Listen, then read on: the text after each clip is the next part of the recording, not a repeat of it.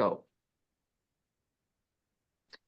Hello and welcome to the September edition of Coffee with the Pastors. My name is Pastor Daniel Hanson. I am here today with Pastor Beverly Butler, Pastor Dan Gerrietts, and our special guest today, Dani Vogel. It is great that you are joining us today. We invite you to grab whatever your favorite beverage is and join us for a conversation as we spend some time chatting about Trinity's life and mission.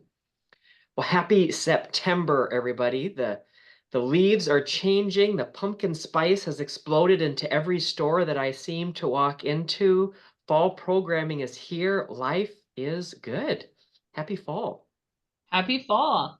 Happy fall, but it's still like 88 degrees outside. It's deceiving, isn't it? Right? I actually feel bad for my trees because I think they know, like, with the like sun getting lower, they start to change, but it's still too hot for them. So hopefully we get fall this year, and not just summer to winter, but it's Iowa, so who can say what seasons we'll actually get?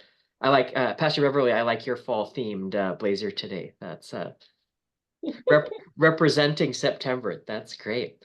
Well, we have kicked off our fall programming here at Trinity. 2 Sundays ago, we had Rally Sunday. We will have had two Wednesday Night Alives kicked off. And I'm just curious if we can start our conversation today, chatting a little bit about what are we excited about as fall programming begins this year. I don't know about you, but I feel an energy as we are entering the season. But we've all seen a few different starts to fall programming, whether that's here at Trinity or in other places. But I'm curious, what are you excited about for this year or as we begin this season? Well, being new at Trinity, I'm excited to learn more about what the programming will be, but I'm already looking forward to the Scandinavian Bazaar in November. So, is that still fall? Yes, it is. Absolutely. The Lefsa is happening. We are in full bazaar preparation mode. That will be very, very exciting. Yes, the first Thursday in November, is that right? Yes. I've been at Trinity long enough to know that's bazaar. Bazaar day is first Thursday of November. So very good. What are others excited about? I'm excited because all of the kids have started back at their fall activities, and it gives me so many more things to watch them be awesome in. Many of our kids are involved in things like football and cross country, and with the fall theater production at Stebbins. And so it's exciting to get to watch them be excited about the things in their life outside of church. Awesome. I think I'm excited. Sunday mornings feel different in the fall. I love the rhythm here of when the weather starts to warm up in the spring, we switch to outdoor on Sunday mornings for the first service. And then when we get to the fall, we switch back inside. I love both of those changes. I'm excited for the beginning of both of those. And I always love coming back in the fall. There's just a different vibe coming back inside on Sunday mornings. And maybe it's the start of Sunday school and we have a few more kids around, and there's always new people. It seems that kind of emerge. I mean, they come at all throughout the year, but I think something about new start in the fall, particularly with families, that there's some new people that show up. That's always kind of exciting. So I enjoy that. I've been enjoying that the last couple of weeks, meeting some new people around church and getting to know them, and all the kids at 9 o'clock and the children's sermon with the kids that's good. It's good stuff. I almost feel like September is the church's January, where like it feels like Happy New Year. Like, here we go, we're starting something new. And as a creature of routine, like I love routines. And so to be like, we're starting a new routine, and right, to feel that and to feel the energy around that. And yeah, it's fun to see new faces, and it's fun to feel that it does feel different, right? And I like that, right? I like that there's seasons where things are slower, right? That it's not so fast paced, but now that we're in this season of programming starting again, it feels really good to be at it again. So yeah, so we are rolling. So if you haven't had a chance to make it back this fall, or if you haven't made it to Wednesday Night Alive, come check it out. We have some great stuff going on in the upcoming weeks. But today for our show, well, we're not just going to talk all about fall or pumpkin spice latte, as fun as we could make a show about fall and pumpkin spice latte. We are excited to hear from one of our new staff members. Last month, we got to hear a little bit of Pastor Beverly's story, and this month we are very excited to be able to chat with Dani Vogel, who is our new youth director here at Trinity. In addition to boasting a fantastic name, she comes with 15 years of youth ministry experience and has come most recently from Chico, California. And I'm going to ask a really naive question. Do the leaves change in Chico? Or They do. Chico, California was in the extreme northern part of the state, okay. which I equate to north of the Twin Cities. It's not pine trees yet fully. Okay. But you get changing seasons, you get fall. Winter was a real thing in that part of California. So I'm not going to go through complete climate shock this year. But it was different trees. We have a wildly different set of species of trees that grow here in Iowa than grow in Northern California. We don't have giant redwoods just sitting out, laying around. That is the biggest change. There are no giant redwoods. Well, we'll have to adjust to that. We'll do our best to. There were some Norwegian pines in Osage, so we'll have to go go see those to see how they. Yeah, no, it's not even close, right? Those are enormous. We can try to grow a giant redwood. We can try. Yeah, are they? I've always wondered because like the redwoods is something that I've always wanted to see. Like, are they like ash trees around here where they're just kind of scattered everywhere? Is there a particular spot you have to go to see the redwoods? They grow in the damper, like more northern regions. So like Oregon, Washington, Northern California, where you get more of that, the way they always portray the Pacific Northwest on TV of like, it's rainy, it's damp. That's where kind of that tree line starts. Okay. Is kind of right around Chico. We didn't have a ton of giant redwoods, but the more north you got and then further towards the coast that you got more and more. But they're not like just right next to somebody's house. Yes, they are. 100%. Oh, they are. Right next to we had one in the churchyard that was constantly every time there was a lightning strike in town, people were like, is it gonna be our tree? Is it gonna be our tree? It was not our tree. So, but they grow incredibly fast. The tree that was at the church was planted in the 1980s. And so it's huge now. So much so that it was actually disrupting some of the stucco wall on the exterior of the church because they didn't anticipate how big the root system would get. Wow. That's Well, cool. Trinity Trippers will have to make a redwood experience in the future. We'll have to see if we can make that possible. But we would love to hear a little bit of your story, Dani. And could you tell us a little bit about what has led you up to moving here to Mason City and serving here at Trinity? So I had the privilege of being born in Iowa. I was born in Cedar Rapids, Iowa. So I'm familiar with the state. I was raised in southern Minnesota in a community called Spring Valley, about 2,500 people. So depending on who you ask, it is a smaller town than the number of people in our church. And grew up in Spring Valley, went to Wartburg College in Waverly, Iowa. Had the privilege of being immersed in the Lutheran crock pot that was Wartburg College. And somewhere on the other side, having grown up United Methodist, I emerged a Lutheran in the wild. And went into youth and family ministry full time after spending some years teaching in public school and then dually teaching and doing part-time youth and family ministry. I have done youth and family ministry full time for about 15 years. It'll be 16 in March. And conveniently happened to have had family growing up that lived in the Mason City area. So when I was thinking and considering moving back to the Midwest, it was not a hard thing to imagine a life in Mason City because I already knew where you left your Target and both of your Hy-Vees. which makes it a lot easier when you're planning to do a big move if you already know where the basic things you need to survive are. It's awesome. So you said 15 years, right, in professional ministry. So tell us about your call into youth ministry. Like, how did you end up doing this very unique calling that is youth ministry? Once upon a time, when I was 12, my family had gone to a United Methodist family camp at that point in time for over 40 years. And my mom and her sisters grew up as small children there. And as a 12-year-old, there weren't many other teenagers or preteens around, but there was an entire herd of children under the age of 10. And there weren't organized activities for the kids at family camp. We were pretty much kind of free-range children. It was the 90s, times were different. But the chaos greatly annoyed me.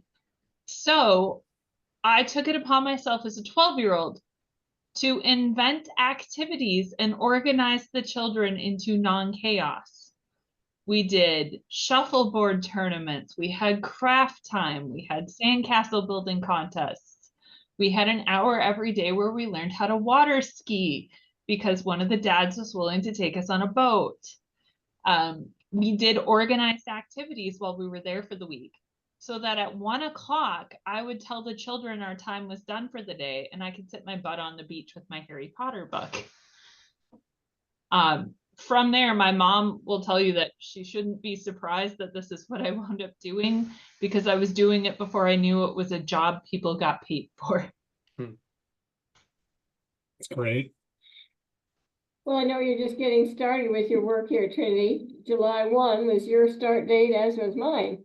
But you're already well involved, and can you share some of the programs that you're currently leading? What some of the things you're already doing, Dani?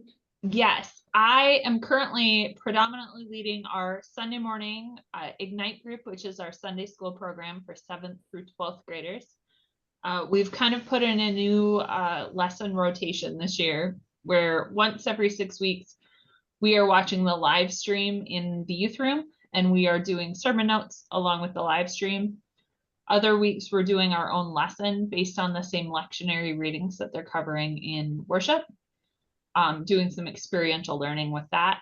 And then once every 6 weeks, we are hoping to serve the greater church through being active servants during our learning hour, whether it be helping wash cups, helping hand out things in service, or just being active members of our faith community through acts of service. Our Wednesday night program has also kicked off, which is our Flame program, which is our youth group for 9th through 12th graders. And that program is just a lot of fun and faith. And the way I like to do youth ministry is I like to do things the kids want to do. So last week during our first session, they came up with a list of ideas of what they wanted to cover in Sunday school. They put them on a board, and I started building out our year from that. So tonight we are kicking off with the first youth request, which is covering the entire book of Philemon in 1 hour. And we're going to do it. Very good. If you say Onesimus 3 times quickly, does that help get it done in an hour, or? I have no idea. Well, it's going to be an interesting thing, because I think the kids thought the weirder things they would put on the board I would never cover. And really what I did is I went with the hard stuff first and figured out how to do that. And now I'm going to eventually get to the end of the year where it'll just be the softball, super easy stuff. Better Philemon than like the entire book of Genesis. That'd be tough. Or Songs of Solomon. Teaching that to a youth group. No. This is true.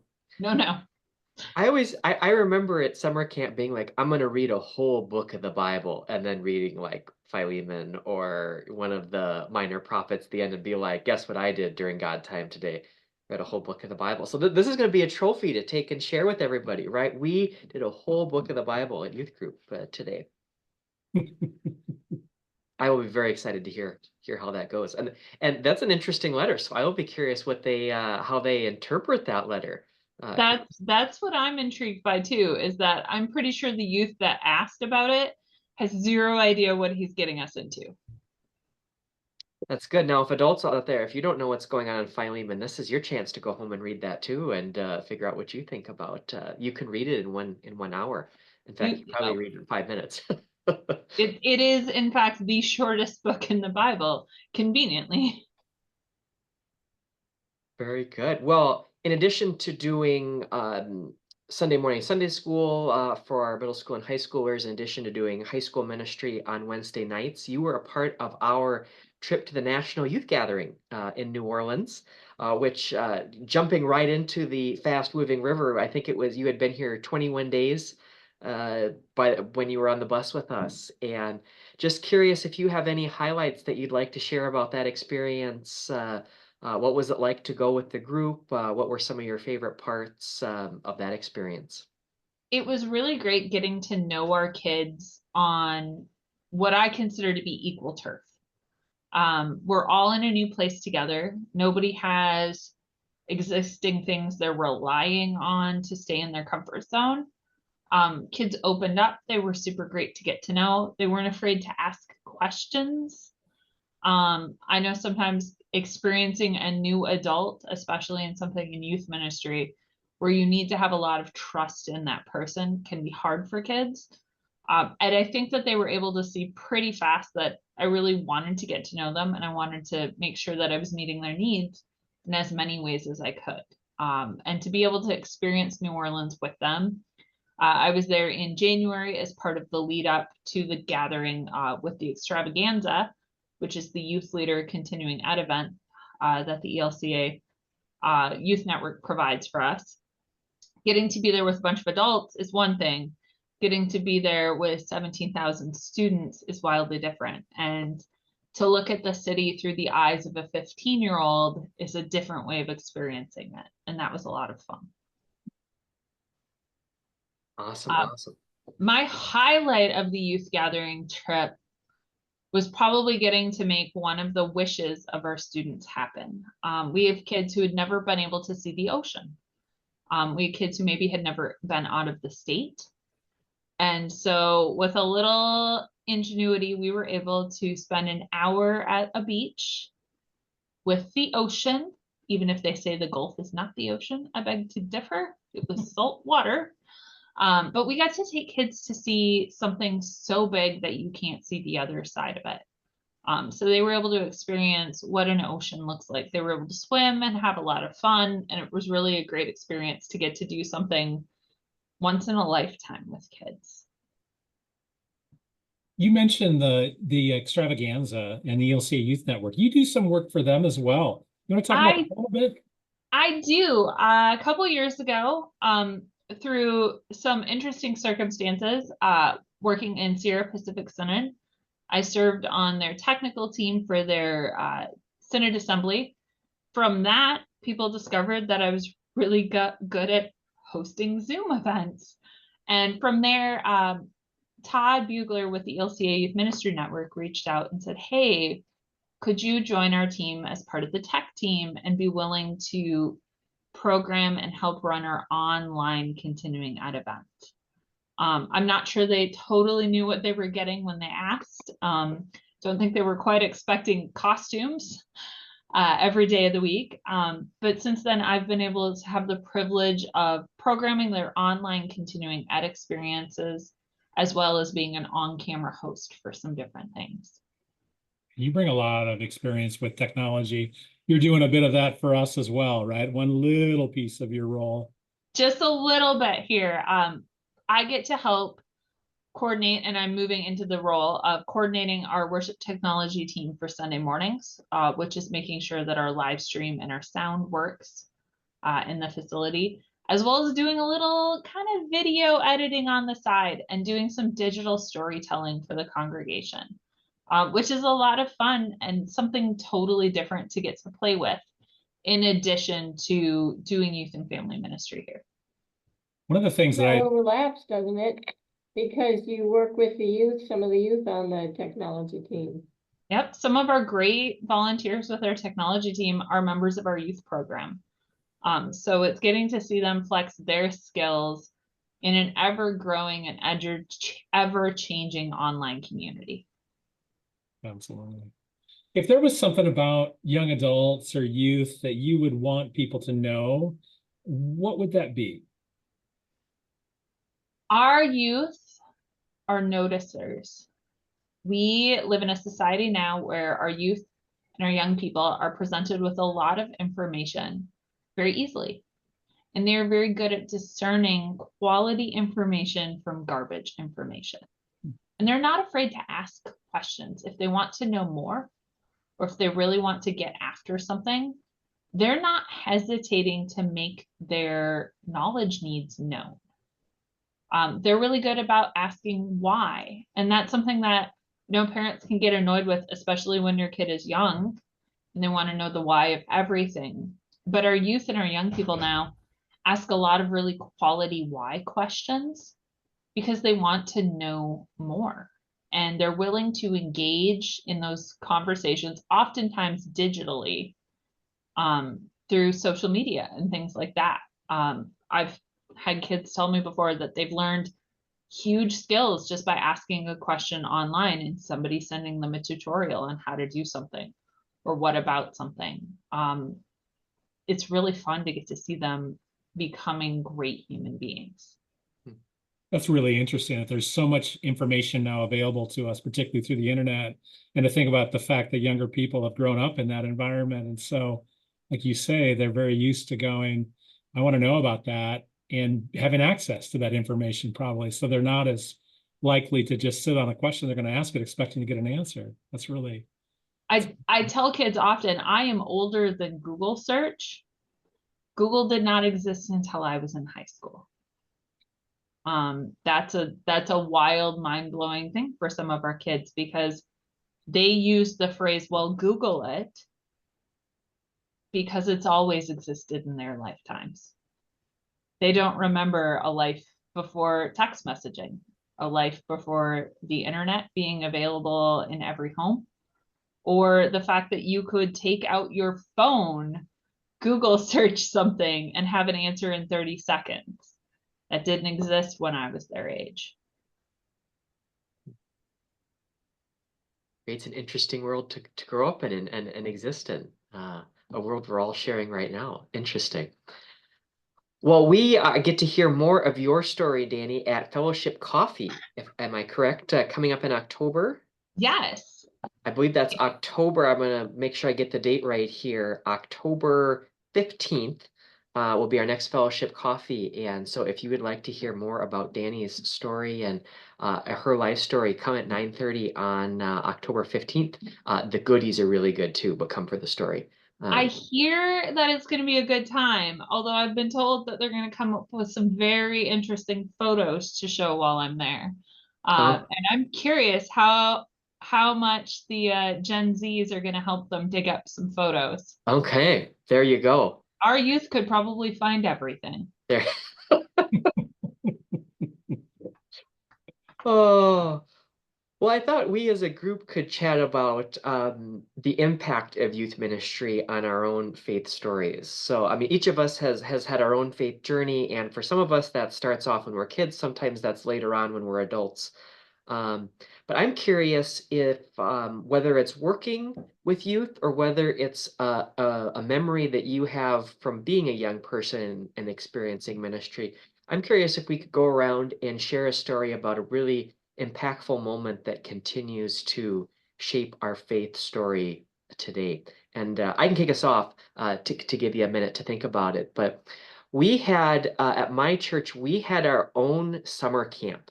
And there was this camp outside, so Osage, right, is pretty rural, right? And so we had this little camp that we rented out, and we were like a virus in this camp. Like we took over everything with this camp. And it was only, in hindsight, like 2.5 days. But I remember not being able to wait until camp was coming around each and every year. And what I loved about that experience was at the time they brought in counselors from both Iwalu and Riverside to run that camp. So the couple memories I have are of young adults being in ministry with us, people of college age who had given their summers to do ministry. And I remember that feeling different than encountering like the church community, right? There was something different about this person coming in and being able to share from their faith story. And I remember being just looking up to them in deep awe of, right, like, well, who are these amazing people that have been sent there? Um, but there was also something about going away, right? There's something about the retreat, like going to a new place. And that for some reason it felt different being in this different space. We were maybe 15 minutes from home total. Like it wasn't very far to get to this camp. But being in a different space and being in community together was really special. And there was a continuity to it as well, right? Like friend groups would go year after year after year. And the counselors were pretty astute at the time that they created lots of space for older kids to be leaders, right? To be the ones who were they were being the action leaders. They were the ones who were modeling things to group after group after group. I think so much so. I think that the church still does that today, and I think they haven't used the camps anymore because now their own young people are the ones who are kind of running this because it's been such a long tradition. So that to me lit a spark to love summer camp, right? And that led to to working at summer camp that led to a call to ministry. So I look back at those days of they were only 2.5 days of summer, but man, those were after my birthday. That's what I look forward to every year. But others, what other youth ministry moments or memories stick out to you? Well, I did not, there wasn't any junior high youth ministry when I was growing up in the church, that I can remember. But senior high had some experiences, but more experiences for me that were powerful were times when I was working as a camp counselor at United Methodist Camp in Indianola, and also later as a pastor taking, along with other leaders, taking a group of youth to do a mission trip in Appalachia. And just seeing the kids get involved and knowing that they felt they belonged. We were a group together. We traveled together and we were there together. And that has, how it has changed their lives has impacted my faith.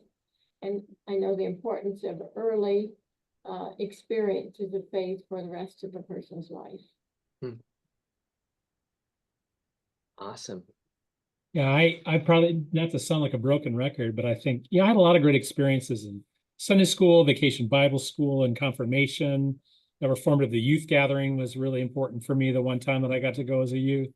But I think for me, camping ministry as well. I grew up going to family camps at a particular camp. So we would be together with my cousins' families, my mom's siblings and my grandparents, and we were always there same week. And those were very formative years. And then getting to work at that camp as a college student was where my call to ministry happened as well. That it was having that chance, kind of like Dani was talking about, with doing ministry and not realizing that this is work, just feeling like this is just fun to do. And then kind of putting that together, we're like, yeah, you could actually do this professionally. That was sort of my call to ministry too, that happened at camp. So that was pretty formative for me. For me, I had a great blessing, which was growing up in the Methodist Church in Minnesota. They had really put an emphasis on giving kids the opportunity to be leaders in the church through running their own youth leadership camp, as well as different groups of kids who ran their big junior high and senior high retreats and some other events throughout the state. And I got plugged into that as a 6th grader. And continued through my sophomore year of college being very active in that programming, which really helped cultivate me as a church leader, not just professionally, but in my teen years, being able to be an active participant in my home church community. Everything from how do you build a Sunday school lesson to how do you build a worship service, really teaching us how to do a lot of different things. Ironically, it was also one of the times where I learned I was good on a stage setting, being up in front of people. It's not what I love. But our MC for an event had gotten their appendix taken out in an emergency situation that morning, and we had no MC. And so I was standing around and someone said, well, you're it now. So at one of our junior high leadership event retreats, in a room of 900 kids, I had to do the announcements and lead things with no training, no preparedness. And it turned out I was okay at it. But to have folks that are like, hey, we're going to have you do this thing that you've never done before, but we believe in you. We're going to pray with you. And here's the 5 announcements you have to go now. It was really fun. I think it'd be really interesting to visit with a broad swath of people and find out what's their story, right? What's their moment? When I was growing up, we had they call them photo mosaics. They were like puzzles that were made up of thousands of little pictures, right? And I think of our own faith journeys as these little moments that come together, right? And maybe there's some really big pictures on your mosaic of your walk of faith. Maybe there's some little tiny ones, but I know I am proud of and excited for the opportunities that we offer here for young people to create a space for belonging, to create spaces for them to grow in their study of scripture, for them to grow as leaders, for them to grow in community. And it's fun to see how the portrait gets painted, right? How the photos come together. Which one is the youth gathering going to be the big picture? Maybe it's a youth group lesson that there's only 3 people there, but you have this like really heart-to-heart conversation that changes your heart. Maybe that's going to be the big picture. That's part of it. But I'm grateful we have the resources and the loving congregation and people that we have to support not only each other as adults, but our young people as they make this journey. And Dani, we are especially grateful that you are now a part of this team to help journey with our young folks and adults alike as we continue to walk this journey of faith season by season as we transition into a new season. Hey, we brought it all the way back to our fall. How pumpkin spice. Yes. Yes. Pumpkin spice. Yes. I do have to say we should give a disclaimer that my name was not legally changed upon becoming part of your staff. I came pre-named as the greatest name on earth. That has been a question people have asked. Yeah. Was it forced? Yeah. Did you have to? No, I came conveniently pre-named. Your parents wise people. They were very wise. They had no inclination I would need this name later in life. It's sure great to serve on team with you, Dani. It's great to your presence here, the spirit you bring, the energy you bring, and also your expertise in many ways. Here. It's good to be on a team with you all. Well, if you have not yet met Dani, we encourage you to introduce yourself on a Sunday morning or Wednesday evening or when you're rolling through the church. And excited to welcome you in this first season of ministry here at Trinity. Well, that will wrap us up for the September edition of Coffee with the Pastors. We will be back in October. The leaves will be even more changed color. And if it's still 88 degrees, then we'll have to wear Hawaiian shirts or something like that. We'll see how things turn out. But until then, may God's blessings go with you, and we'll see you next time. Take care.